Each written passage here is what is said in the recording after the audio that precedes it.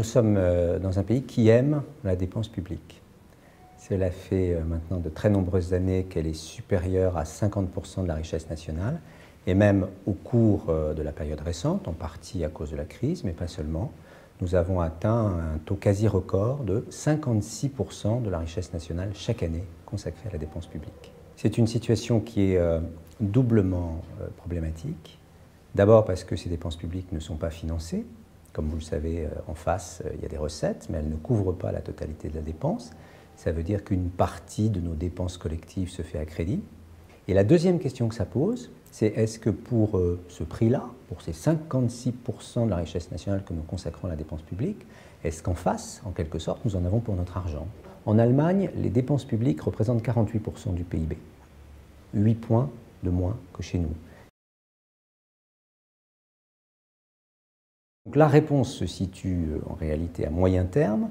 À moyen terme, c'est vertueux et c'est bon pour la croissance de réduire la dépense publique, dans la mesure où ce que vous ne prélèverez plus sur la richesse nationale va être restitué aux agents économiques, c'est-à-dire aux ménages, c'est-à-dire aux entreprises, qui vont pouvoir faire des choix individuels que la captation de l'essentiel de la richesse nationale dans la dépense publique leur interdit pour l'instant.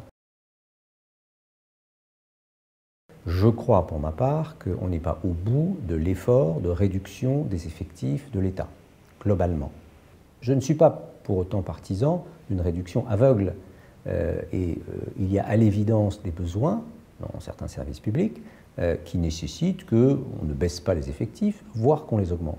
Mais globalement, nous avons bien, quand vous prenez la somme de toutes les fonctions publiques, l'État, les collectivités locales, la fonction publique hospitalière, nous avons beaucoup plus de fonctionnaires que nos voisins. C'est donc là, en priorité, que des efforts doivent être faits. Ça suppose évidemment de les faire de façon rationnelle et non pas de façon punitive, de remettre en cause certaines missions, d'abandonner le cas échéant tel ou tel type d'intervention dont on aura constaté qu'il ne donne pas de bons résultats, et d'expliquer naturellement au corps social des fonctionnaires qu'on n'est pas du tout en train de lui en vouloir ou de le stigmatiser d'aucune manière, mais qu'on cherche ce qui est l'objet du service public, qu'on cherche la meilleure efficacité collective. Le Canada, c'est l'exemple qui est cité fréquemment, mais c'est un exemple juste, avait un énorme problème d'endettement et de dépenses publiques à la fin des années 80, et il a utilisé la décennie 90 en révisant systématiquement le contenu des politiques publiques canadiennes, des interventions, et en 2 législatures, il est revenu graduellement à l'équilibre et à la maîtrise de son endettement, et il y a d'ailleurs derrière eux une période forte de croissance économique, et tous les fondamentaux de l'économie canadienne tout au long de la décennie 2000 ont été largement topo fixe grâce à l'effort précédent. Plus près de nous, il y a les pays scandinaves. Il n'y a pas si longtemps, ils étaient très au-dessus de nous en matière de dépenses publiques. Pays comme la Suède, par exemple, et c'est l'œuvre notamment d'un Premier ministre qui s'appelle M. Göran Persson, qui a été au pouvoir en Suède il y a quelques années.